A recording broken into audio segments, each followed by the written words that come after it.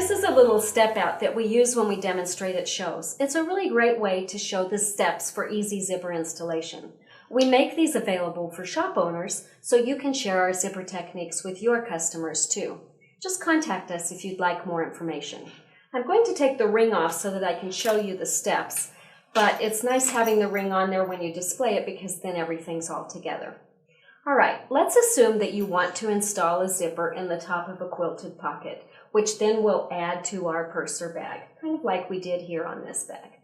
You're going to start by trimming any loose threads at the top of the pocket so that everything is nice and neat. This is going to give you the most professional finish to your pocket once the zipper is installed. Next, we're going to position the handbag zipper at the top of the pocket, making sure that the zipper pull is on the left and the right sides are together. So we've got our fabric main side up, face up, and our zipper face down. Just let the ends of the zipper hang out on each end. I usually leave a couple inches on the left so that I can keep my zipper pull out of the way and the most on the right. That's because once my zipper is installed, I'm going to trim away the excess zipper tape, and I can use all of this to make another zipper. We carry zipper pulls in all 48 colors, and it's even fun to mix and match. I'll show you how to do that later. As you position the zipper in place, you want to make sure that you don't see the pocket underneath here at all. So I'm going to let the zipper tape extend just a little bit beyond the fabric. If you look here, you're going to see it extends by about 1/16 of an inch or so. Once everything is in place, stitch from one side to the other with a nice, accurate 1/4 inch seam. Because the zipper tape on a handbag zipper is so wide, you may not even need to switch to a zipper foot.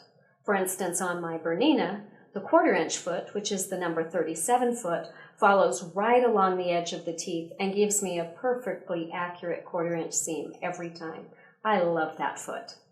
On some machines, you might not have that type of foot, so you may need to switch to a zipper foot. If you do need to switch feet, be sure to move the needle position as required for the foot that you are using.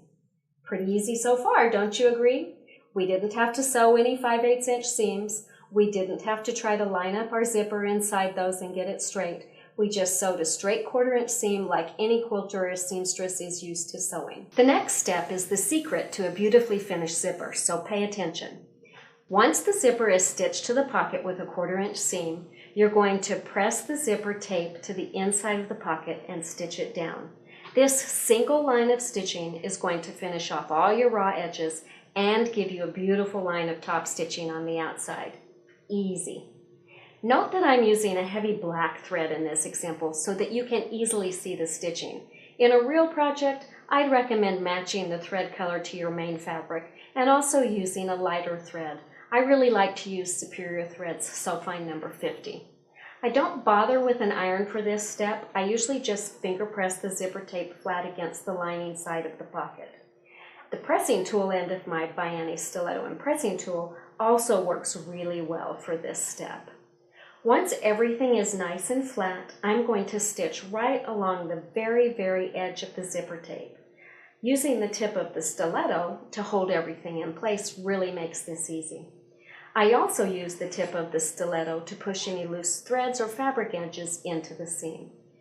As you can see, this line of stitching really finishes off all the raw edges on the inside by enclosing them in the seam. And because we trimmed any loose threads before we started, and because our zipper extended slightly beyond the pocket, we have a really nice clean finish to our edge.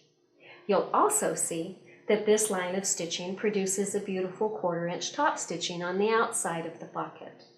I often find people in classes who are reluctant to do the stitching on the back because they want to make sure it looks the best on the front. Trust me on this, you really want to stitch from the back. If you try to stitch from the front, you might not catch all the edges of the zipper tape in the seam, and then you're going to end up with raw edges hanging out on the inside. If you sewed an accurate 1/4 inch seam when you attached the zipper, and if you sew right along the very edge of the zipper tape, it's going to look beautiful on both sides. And there you have it, your zipper is installed. Let's say it again, zippers are easy.